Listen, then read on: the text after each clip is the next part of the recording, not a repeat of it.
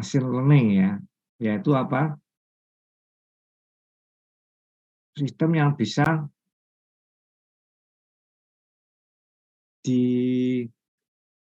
mempelajari, sistemnya bisa diberi apa pelajaran seperti itu.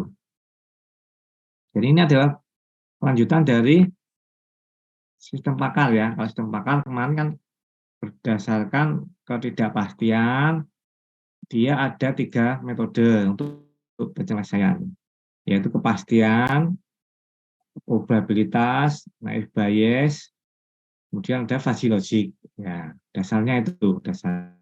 Ya, di sini kita lanjutannya naik lagi lebih dalam lagi pembahasannya tentang salah satu metode dalam machine learning, yaitu jaringan saraf tiruan. Ini masih dasar ya, atau artificial neural network. Itu ada nanti ada multi layer, itu ANN yang lebih advance lagi ya, dan seterusnya. Itu terus berkembang terus.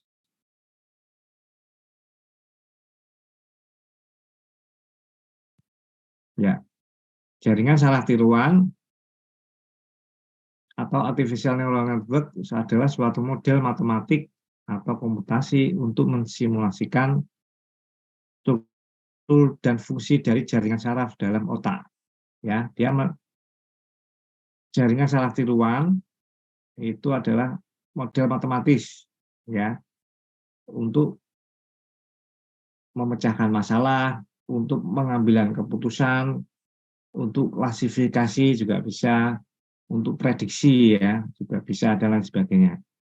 Prinsip kerjanya dia adalah meniru cara kerja otak manusia, cara kerja dari jaringan saraf yang ada di dalam otak manusia. Ya, jaringan saraf tiruan terdiri dari node, wake, input, dan bersifat adaptif, yaitu belajar dan bisa menganalisa sistem yang non linear. Node adalah pemroses, yaitu prosesnya adalah penjumlah dan fungsi aktivasi. Kemudian wake dapat diatur-atur dan input dan outputnya. Ya, ini adalah gambaran dari jaringan saraf tiruan. Ya, jaringan saraf tiruan itu ada bagian-bagiannya seperti ini, yaitu dendrit, kemudian ada soma, sinapsis, dan akson. Terus tersambung lagi dengan soma yang lain. Di soma yang lain ada sinapsis juga, ada dendrit juga. Terus tersambung dengan soma-soma yang lain. Ya, di sini ini adalah struktur saraf otak manusia. Perbandingannya dengan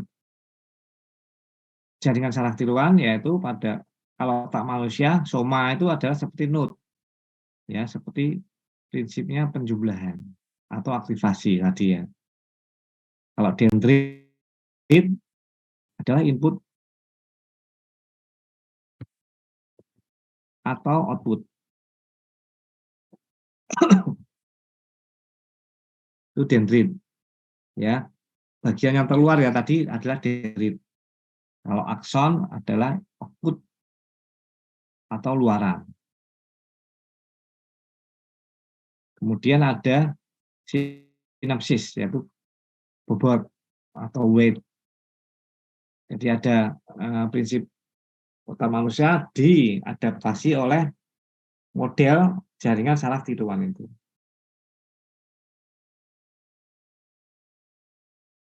Ya, jumlah jaringan saraf manusia di otak kita itu ya sampai miliaran. Sedangkan jaringan saraf tiruan yang bisa diciptakan manusia itu baru ratusan. Berarti masih jauh ya apa kemampuan otak manusia itu sangat-sangat luar biasa. Manusia sebagai ciptaan dari Allah Subhanahu wa taala, sebagai ciptaannya Tuhan, belum bisa disamai oleh model ciptaan manusia ya. Untuk ratusan neuron saja sudah sangat-sangat kompleks, apalagi bisa sampai miliaran. Tuh.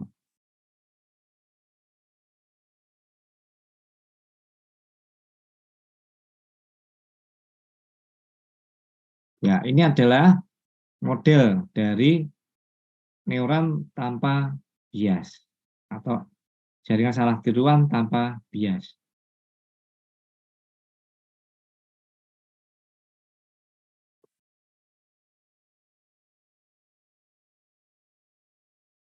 Ada P1, P2 sampai PI ya misalkan ya. Yaitu masukan 1, masukan 2 sampai masukan kan ke I. Bobotnya ada pembobotan yaitu seperti tadi apa?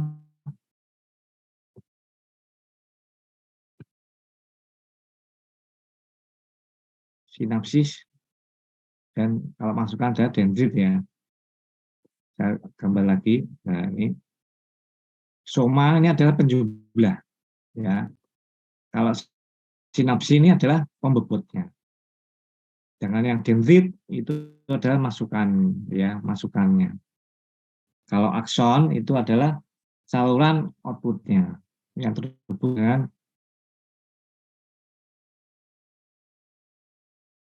node-node yang lain, dengan soma-soma yang lain. Ya, ini otak, struktur otak manusia, ini adalah struktur jaringan saraf tiruan, modelnya, pemodelannya seperti itu.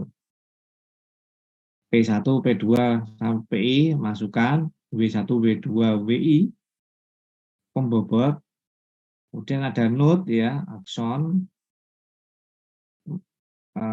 ini bisa dimodelkan sebagai penjumlah. Ya, penjumlah dilanjutkan dengan fungsi aktivasi. Ya, ini adalah pemodelan dari sistem biologi jaringan saraf manusia.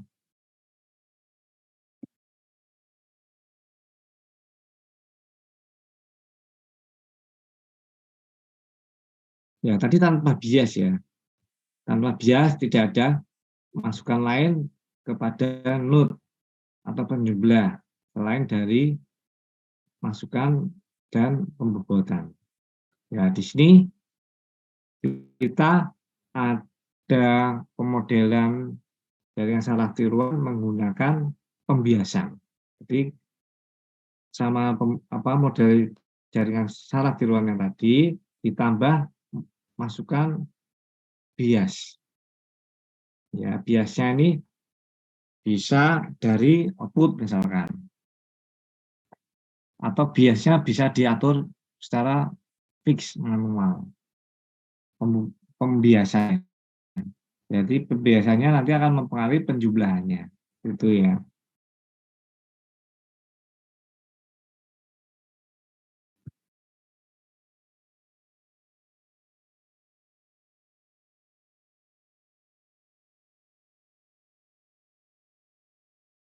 Ini adalah neuron sederhana.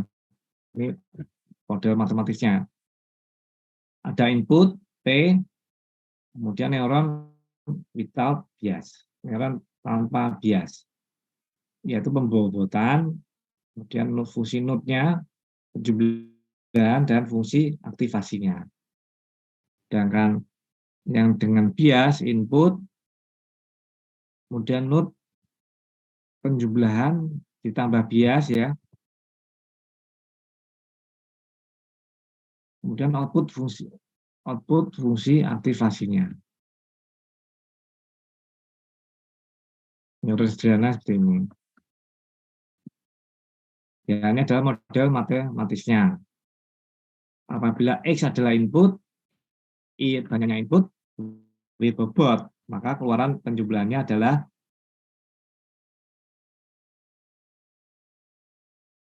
N sama dengan sigma PI dikali WI. Atau jumlah input dikali pembobotannya. Ya, ini fungsi atau model matematis dari jaringan saraf di ruang sederhana. Ini kita prinsip-prinsipnya kita kenalkan dulu.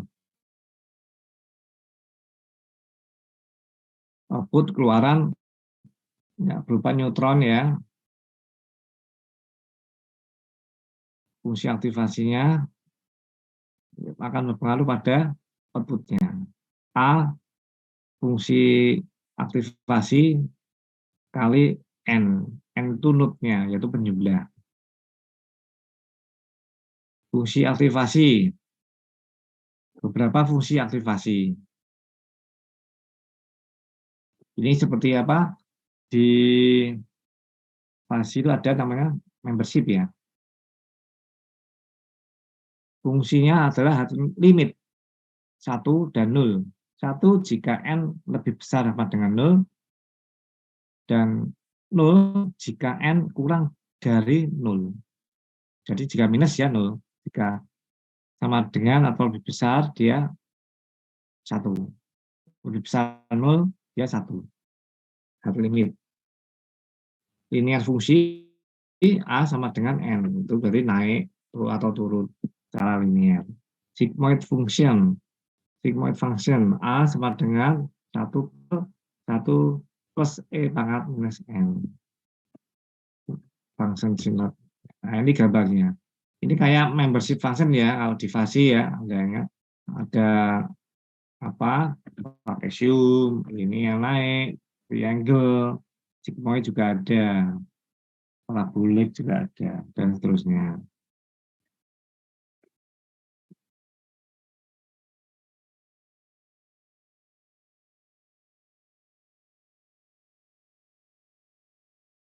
Untuk pengambilan keputusan biasanya kita gunakan hard limit. Pengambilan keputusan kan ya dan tidak ya. Tapi dia bisa pakai fungsi aktivasi hard limit. Untuk pengenalan pola, pengenalan jaringan backpropagation biasanya digunakan fungsi sigmoid.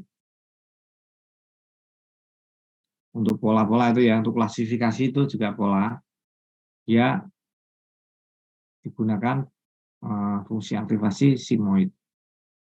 Untuk prediksi, aproksimasi linear biasanya digunakan fungsi aktivasi linear. Ya.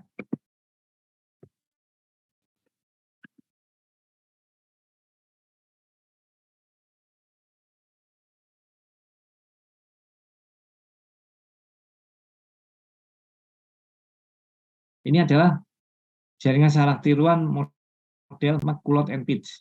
Ya. Menghitung jumlah bobot dari setiap sinyal input dan membandingkan hasilnya dengan nilai biasnya.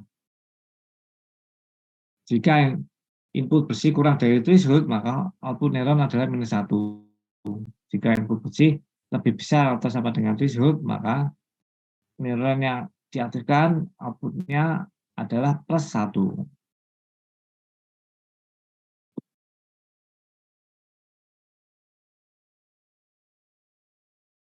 Ya, A sama dengan sigma I pangkat 1, P I, P masukkan, W beban pembobotan ya, dikurangi B. B itu adalah threshold yang tadi. Nilai bias atau threshold-nya. Ini adalah model dasar McCulloch and Pitts. Kita juga bisa mendapatkan perseptron, model jaringan saraf tiruan yang lain, yaitu perseptron, jaringan saraf tiruan training yang sederhana, yang dipakai untuk prosedur algoritma training pertama kali. Algoritma training berarti apa? Algoritma yang bisa di pembelajaran. Jadi data-data yang dimasukkan tuh diolah sebagai pembelajaran oleh sistem jaringan saraf tiruan tersebut. Ya, semakin banyak training, semakin banyak datanya, dia semakin akurat outputnya. Bisa misalkan tadi pengelompokan pola ya, polanya ikut apa ini, data ini. Ya, ini bisa analisa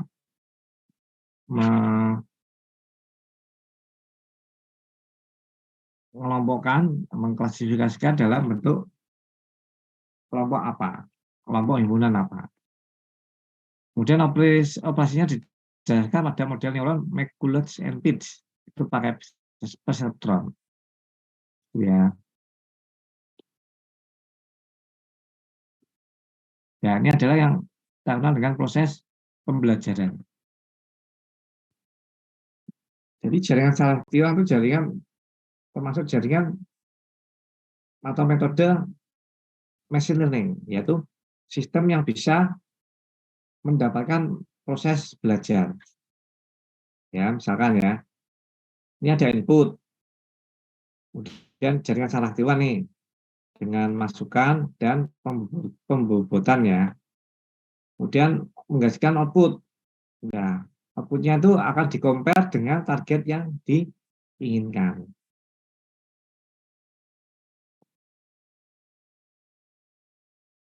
Hasilnya apa? Antara output dan target. Nah, nanti diumpan balik sebagai bias atau pembobotan. Ya, nanti outputnya di-compare lagi apa sudah sesuai. Kalau kelebihan ya dikurangi, kalau minus ya ditambahkan.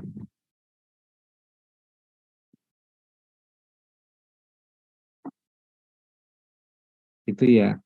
Ini proses pembelajaran yang ada di jaringan saraf tiruan bisa dimasukkan dalam kategori sistem machine learning, mesin yang bisa belajar.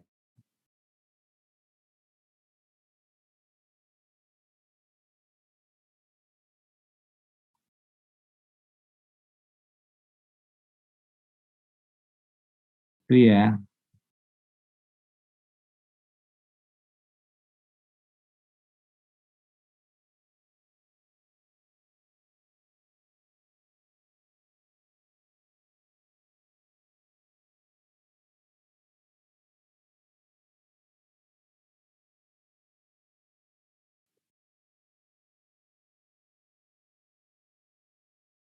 Ya. Nah, ini proses pembelajaran yang ada di jaringan saraf tiruan ya.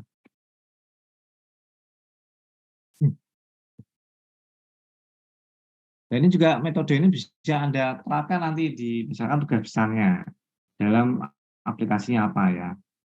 Ini jaringan saraf tiruan kalau Anda aplikasikan di MATLAB itu sudah bisa jadi tugas besar. Ya, Anda simulasikan kayak kemarin. Pasti ada toolbox-nya atau toolbox di MATLAB. Anda bisa pakai fasi atau jaringan saraf tiruan atau metode yang lain yang ada di toolbox MATLAB. MATLAB itu sudah menyediakan banyak banyak apa konsep machine learning ini untuk pembelajaran bisa digunakan sebagai apa tugas besar nanti. Ya, ini proses pembelajaran dari jaringan saraf tiruan ya. Ilustrasinya seperti ini. Masukkan P1, kemudian ada bobot W1 yang bisa dimasukkan ke bias, kemudian ada node penjumlahan. Ya, N ada sama dengan sigma PI kali WI. Ya, sigma P input kali W input. Kemudian fungsi aktivasi A sama dengan F fungsi N keluaran. Targetnya apa nih? Nah, apakah sudah sesuai dengan target? Errornya akan diumpan balikan ke bobot. Target dikurangi output, ya target ini dikurangi output. Nanti errornya itu akan diumpan balikan ke pembobotan.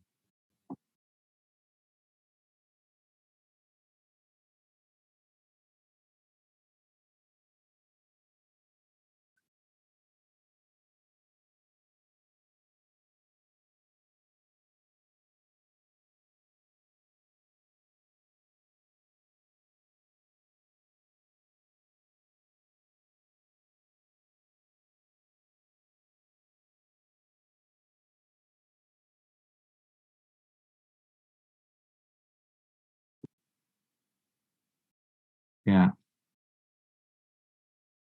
analognya adalah target itu apa yang kita inginkan. Sedangkan input adalah kekurangan dan kelebihan atau potensi. Bobot seberapa besar usaha Anda? Output adalah hasil dari potensi dan kelemahan dikalikan dengan usaha terhadap potensi atau jangan error adalah kesalahan atau introspeksi diri untuk memperkuat potensi atau melemahkan kekurangan. Ya, analoginya seperti itulah dari prinsip model pembelajaran jaringan secara ruang. Bisa dinaikkan, bisa dikurangkan ya.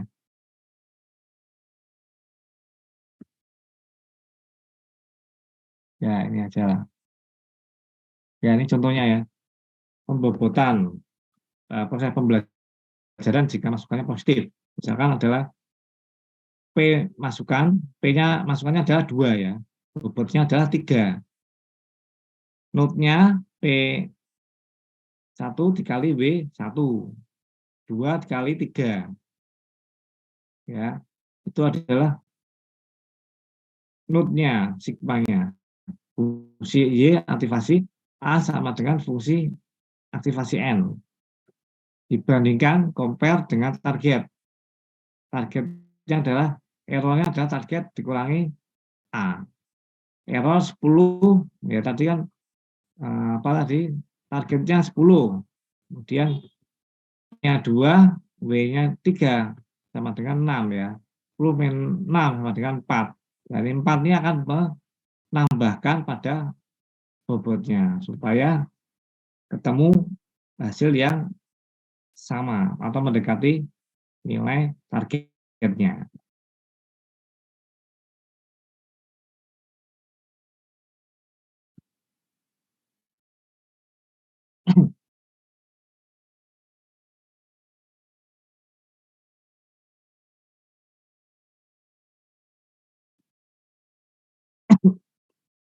Ini juga negatif apabila masukannya adalah negatif ya. Sama prinsipnya sama sih.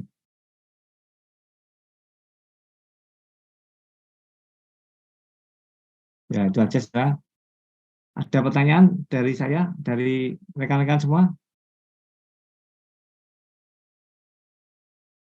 Ini di MATLAB juga sudah ada toolbox-nya, bisa kita manfaatkan. Jaringan salah tiruan, PID, ya PCA di MATLAB juga sudah ada. Bisa pakai toolbox ataupun pakai apa program ya di MATLAB bisa diatur.